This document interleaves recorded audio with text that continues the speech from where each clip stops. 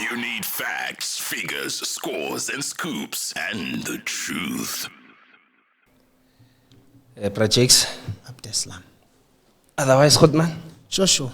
We're live, good man. It's Tuesday. It's Tuesday, and there's a lot to talk about regarding local football. Yeah. Gary just exposed me and I said that I was disappointed. Pirates. You Pirates fans were looking for Rulani to come. You guys are unrealistic. Rulani Mokwena, Pirates. Rulani is an international coach. He's worked at Wydad Casablanca. I personally would have been disappointed if he had come to Pirates. Not because I don't want him for Pirates, but I think he's tasted continental football, and if I were him, I'll stay in Africa. There's talk that they want him at Zamalek, and I think that's a club he should go to. If he doesn't get Zamalek, there's quite a lot of countries in Africa, North Africa especially, where I think they will want him. If you look at what he did at Wydad, he didn't win the league, and he left a little earlier, but I don't think Rulani failed at Wydad. Wydad is a very good club. He took them to they were number 3. They are going into continental football. It's a pity the club felt he didn't do enough, but I think there's quite a lot of African clubs that would want him to join them, and I think that's where he must go. Here at home, if he came back to Pirates, the competition, it's essentially he's going to be competing with Sundowns, and that's, for me, was not going to help him grow as a player.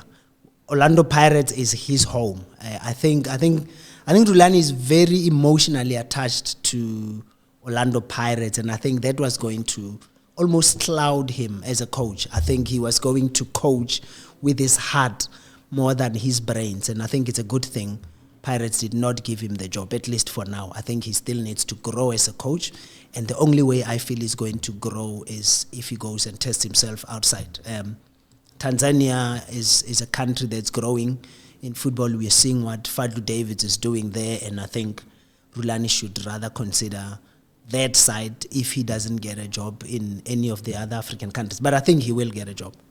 But Projects, don't you think that he knows and understands South African football better? I mean, he went to Wydad, he didn't do too bad, but when he was with Mamelodi Sundowns, he did wonders. I mean, even the team that's playing currently at the FIFA Club World Cup, it's a team that was built by Rulani Mokwena. I was saying yesterday that imagine if Rulani was there, we'd be seeing other things. So I just think that he understands South African football better. But when he has to go to these other African countries, he struggles because he doesn't understand their football philosophy. I don't know. I disagree.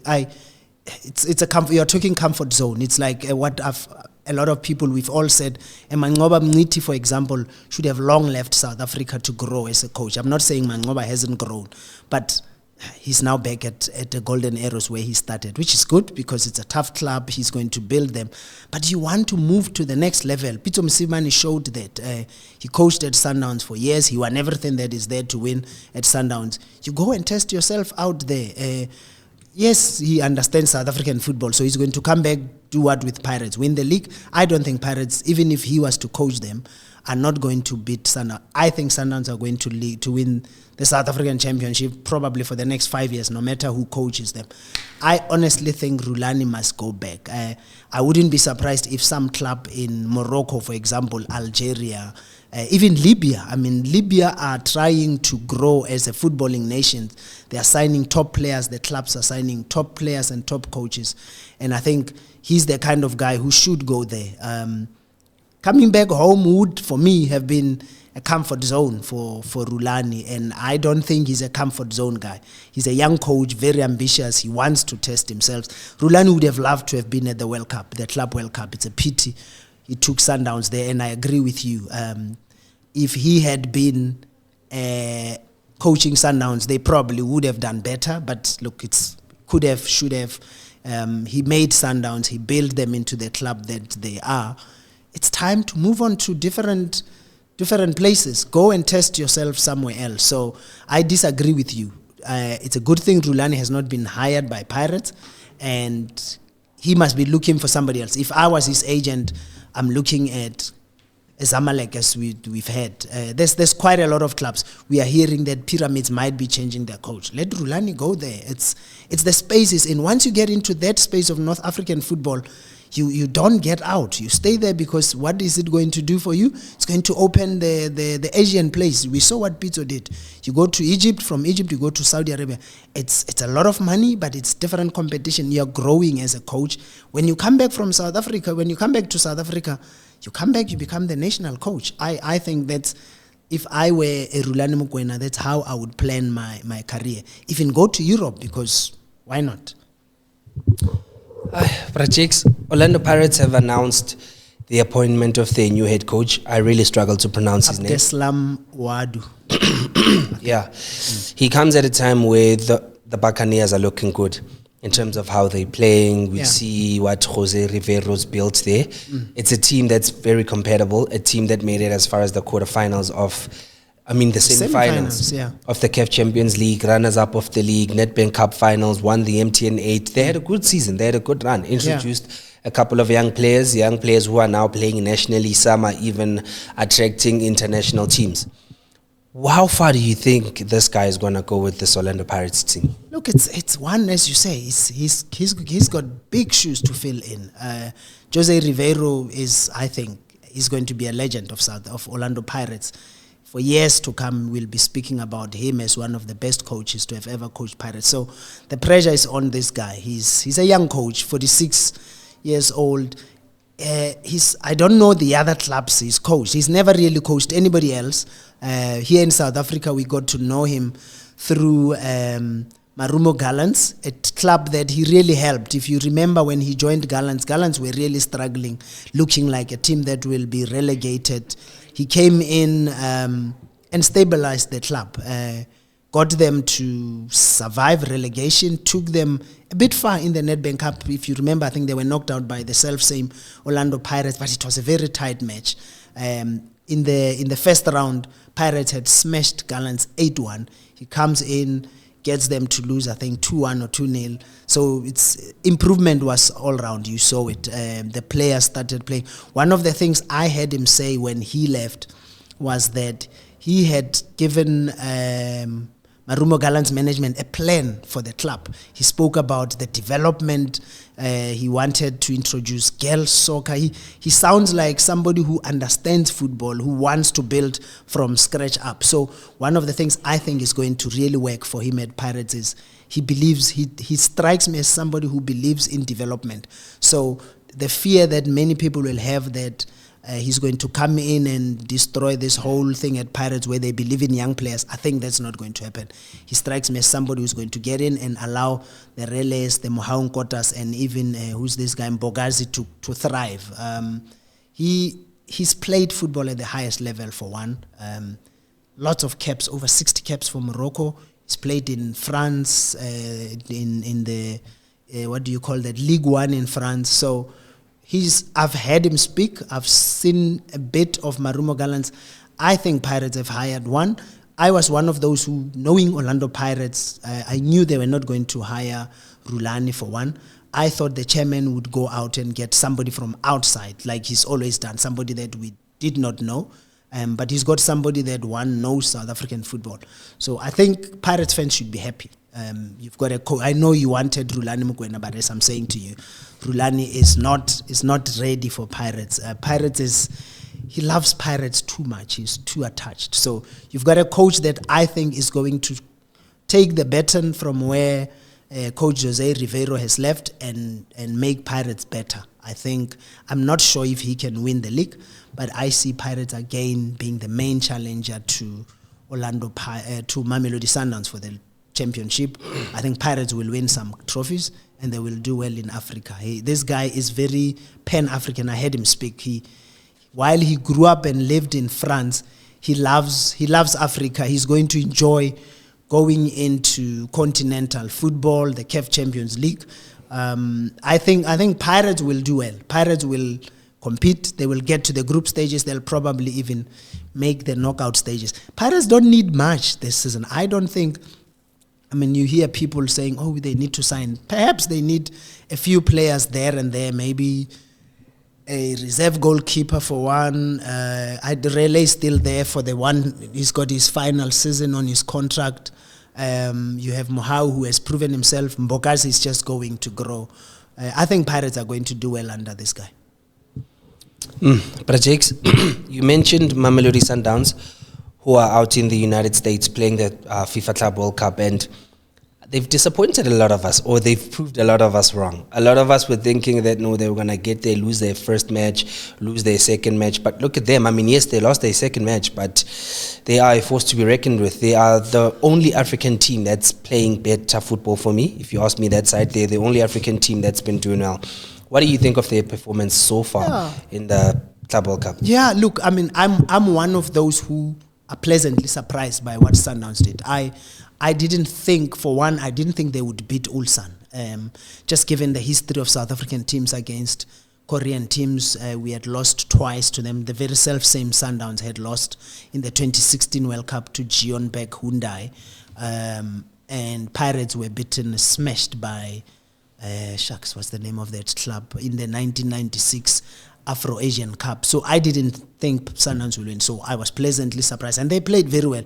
They scored. They found the net 3 times. Ikram Reyners 3 times. Okay, the other 2 were, not allowed because of offside and handball.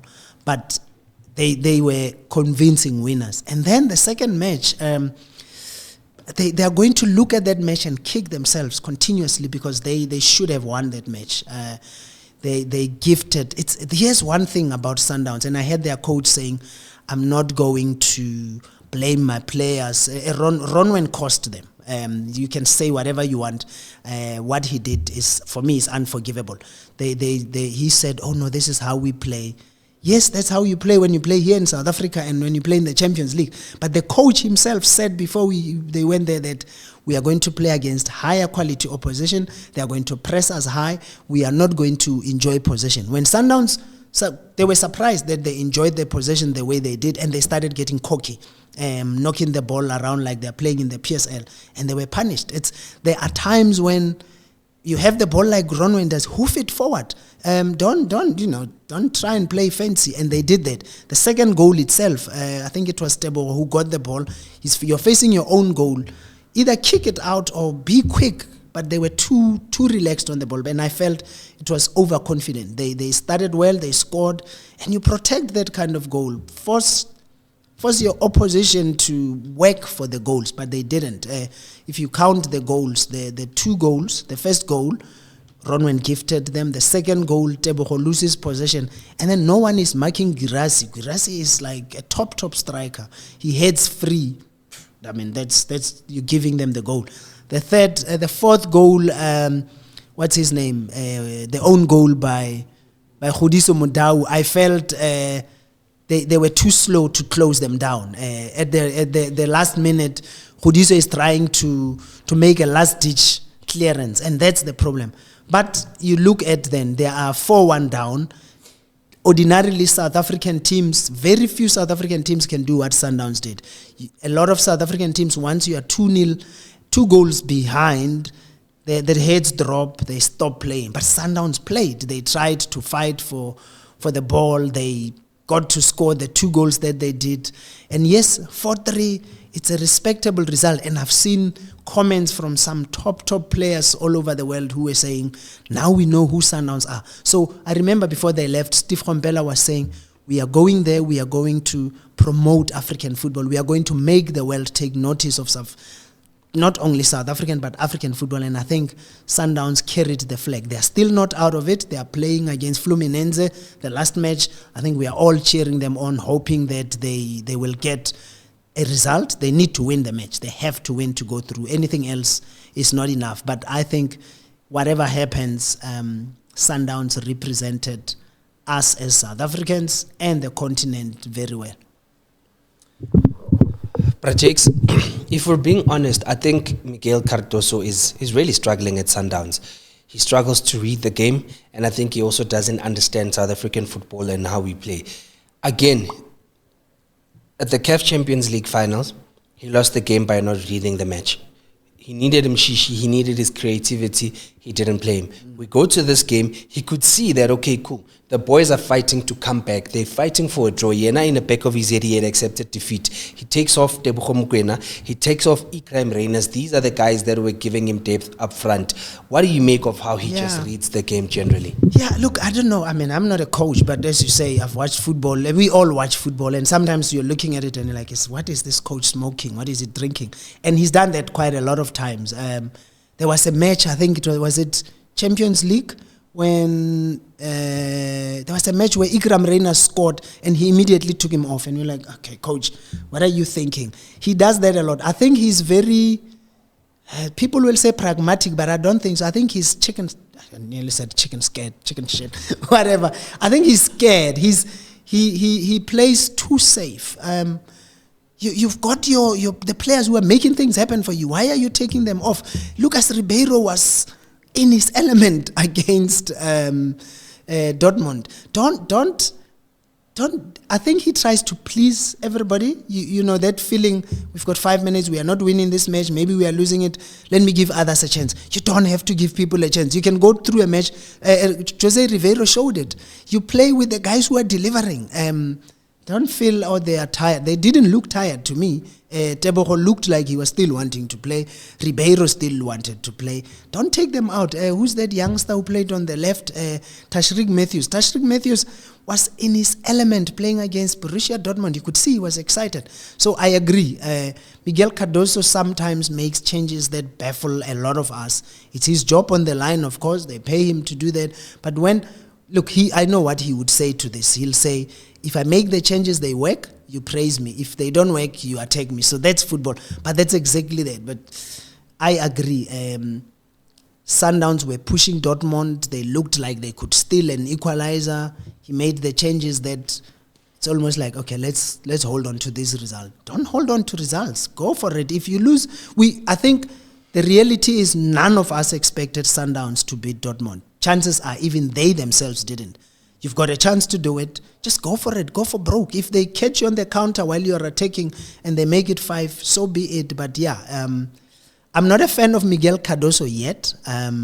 But look, he's doing well with Sundowns, but I'm not convinced yet. Speaking with Miguel Cardoso projects, after the Club World Cup, do you think he should just say goodbye, take his bags, and go elsewhere? No, they won't. Look, unless, because as I think we spoke about this when we were building up to this World Cup, that for me it's a shop window for everyone. These boys are there to advertise themselves. It's the biggest stage of world football. You want everybody to see you. The only way Miguel Cardoso will probably leave Sundowns after this World Cup for me is if some club overseas. You can hear when he speaks, he still hankers to be in the European leagues. He's never really coached in Europe. He was mainly an assistant coach in most of the club. He's always talking about Braga. Sometimes, in fact, he pisses me off that he's forever saying, oh, when I was in Braga. But it's what it is. Sundowns are not going to get rid of him. They cannot. He's looking promising for them. They've signed a contract with him. He's going to come back. And I think he will win the league yet again next season. But any chances of him leaving, I think, will be if he gets a better offer just based on what Sundowns do at the Club World Cup. But I don't think Sundowns as a club will get rid of him. They shouldn't. Yes, disappointing that he did not win them the CAF Champions League, but that's water under the bridge. Sundowns were in the final for the first time since 2016, thanks to him. Miguel Cardoso will come back to coach Mamelodi Sundowns and probably win the league. It's what it is. If he leaves Sundowns, I think, especially now, it will be because he's been offered something better, probably in Europe. I doubt he's going to get something better in Europe. But anyway. Sundowns played well. People were impressed by Sundowns, so you never know. That's Rulani's team. Prajakes, you're a journalist. You've been doing this for the past 30 years. So if there's one person that can confirm any rumors for us, it has to be you. We just got a comment here from Mhlonishwa_97 saying that Orlando Pirates just signed Sipho Mbule. I'm only hearing it now as well. But do you think it's something that's possible? I wouldn't be surprised. Listen, there's a long history of Orlando Pirates are the shrewdest campaigners in football. Every year, you know, Sundowns have signed so many, not Sundowns, Pirates have signed so many players who were on the verge of going to play for such and such a club. The late Leslie Manyatela was training at Kaizer Chiefs. Kaizer Chiefs were talking to his club called Chela Moya to sign him. But Orlando Pirates they found out that this young man is very young. Instead of going to his club, they went to get him from his parents, so they signed him. There was a player called Simon Makubela who was going to sign for, I think Simon was going to sign for Mamelodi Sundowns. He was walking to the Sundowns offices called Press Mall, right on President and Small Street. And somebody at Orlando Pirates heard that, the top striker from Manning Rangers is going to sign for Sundowns. And they got him before he signed for Sundowns. So Sipho Mbule, everybody has been saying Kaizer Chiefs, Kaizer Chiefs. Kaizer Chiefs tend to be very slow when it comes to making bias. They talk a good game. They don't have anybody shrewd. I don't know who does it for Orlando Pirates in the past. I know the late Brasten was very shrewd in signing players. I don't know now that he's gone who does it, but I wouldn't be surprised if Sipho Mbule, he's a superstar. I think that boy is a star. He just needs to get his head right.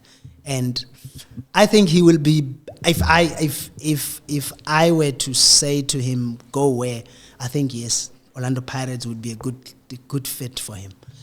It's actually been confirmed, Prajex. We're on the Orlando Pirates page, and Orlando Pirates is pleased to welcome Sipho Mbule to the club.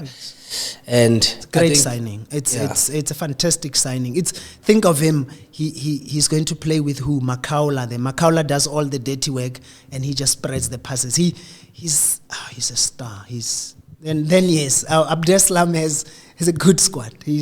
Pirates will do well with Sipho Mbule in there. But you see, that's what I'm saying, that Orlando Pirates they keep quiet. Hey, the chairman, I said it in my show this morning, that the chairman runs a very tight ship. He doesn't go around making noise. I mean, that's why I was laughing when everybody was saying Rulani Mokwena is going to Orlando Pirates. I'm like, you guys don't know Orlando Pirates. They don't function like that.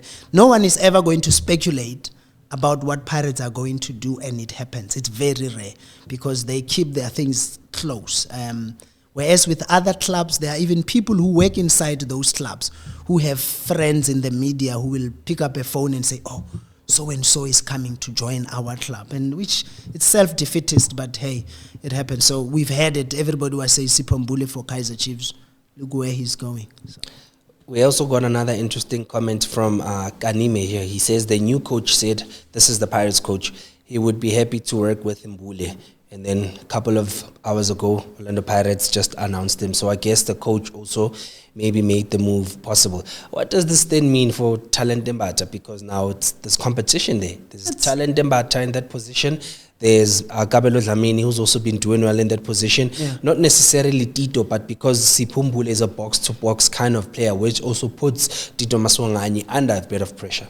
But that's good, isn't it? Because look at Sundowns. One of the reasons Sundowns are as successful as they are is because for just about every position, there's 3 quality players. So it's good for Pirates. Pirates wants to compete on both fronts. They want to dominate the league. They want to go into Africa and do well. You need that. One of the things that I felt robbed Pirates of properly challenging Sundowns this past campaign was exactly that. They lacked the depth. They competed well in Africa, but they come home, they would lose matches that they shouldn't because the players are a bit tired, and when you replace, there's no like for like. Whereas with Sundowns, you take out this one player, the guy who comes in is exactly, or if not better than the guy who was in. So it's good. I don't think anybody at Talent Mbata should see Sipho Mbule coming in as a threat. I was at some event last weekend. Some athletics club hosted their awards, and there was a guy who was giving motivation, and he was saying people should be excited if we are here on Omni Audio Africa and the boss hires somebody who's coming to do a football show, I shouldn't feel threatened. I should be excited that they're bringing in somebody who's going to keep me on my toes. And then I'm going to have to lift up my game. And that's what happens. Omni Audio wins. It's the same as Pirates. I think if Sipho Mbule joins, Makaula is going to be say, I need to work hard. Your talent ambassador says I'm going to work hard. Competition makes the club all the more better. So yeah, I think you Pirates fans must be excited. I think Pirates is going to be very good this coming season. The gap with Sundowns is not going to be more than 10 points. It's going to be way less. But Jakes, any inside scoop, Nyana? Who else is signed? Or Oh no, I let me tell you about my history as a journalist. I don't do scoops. I've never been one to know things before they happened in football. Mainly because a lot of times the people who do that are people who have very close relationships with people in football. So if you are friends with somebody at a club, they are going to pick up the phone. I've been writing for 30 years. I've only ever written 3 scoops in my life for 30 years. So it's a scoop every 10 years. The only scoop that I ever had was when Pizzo went to Al Ahly. I mean, I broke that story, and mainly because there was somebody who was involved in that sale who was very close to me and said, oh, this is it. So don't ask me for scoops. Ask me to analyze and I'll do it for you. But anything else, no, I don't. I honestly don't. I actually don't even stress myself about trying to say, oh, who. Also, I think it comes from, I've always worked for the Star. All my life as a soccer writer. I worked for the Sunday Times once. But at the Star, we were never big on breaking news. No, we analyzed what was happening. So no, I don't have any scoops, Mfanak, none whatsoever. But Jakes, so this transfer market, which players would you like to see move to which teams? I mean, Sipho Mbule is already out of the equation. He's found a home and he's joining the biggest club in Africa. So, I mean, I've seen earlier on there was talk of Ime Okon is this youngster who plays for Super Sport. They say he might go to Europe because there was talk he might go to Chiefs or Pirates. He's a good defender, I think. I don't know what the story is with Super Sport because there's been rumors the club might be sold and they might stay, so the status, whatever. So if that is going to happen, a lot of clubs should be looking towards Super Sport. Tyson, for example, is fairly old, but clubs like Magesi, for example, can do with somebody of his experience. I think the one club that needs to sign quite a few is Kaizer Chiefs. They've signed Paseka Marco, they've signed, who's the other guy? Is it Munyane or Tabiso Munyane? I don't know what they will do there because they're coming in as free agents. Somebody was saying if Orlando Pirates declare a player surplus to requirements, why should Kaizer Chiefs be buying them? That talks to just the standards, how low the standards have dropped. Because in the past, Kaizer Chiefs, attracted the big stars. No, I'm not going to tell you who I think should go where. Kaizer Chiefs need to go buy good players. They need top strikers. I mean, Fiston Mayele, I have heard that Fiston Mayele is going to Sundowns. How true that is, I'm not really sure, but if Sundowns sign Fiston Mayele, guys, there's just no stopping them then. It's what it is. Projects. Just in closing, Mamelodi Sundowns play Fluminense, or however you pronounce it, tomorrow. What do you see happening there? It's the nice thing about it is like it's a clash of similar styles. So I think we are in for a good match. We're going to see football being played. I think the key for Sundowns is defensively they need to be strong. If they can keep those guys from score, they need to win. I think Fluminense need just to draw. So I think it's the one match when the draw was made, as much as Fluminense were seen as the favorites, it's the one match that a lot of us thought Sundowns could win, just basically because the styles are similar. Too often South African teams, we struggle against the physical teams, the teams that run at you, that high press you. Fluminense will play the ball just as Sundowns play. So for me, it's going to be Sundowns are going to have to be clinical and stop pussyfooting about in the defense like they did the other day. Then I think Sundowns have a chance. I'd love to see Sundowns win this one. Jakes, thank you for your time, man. Sharp. Thank you.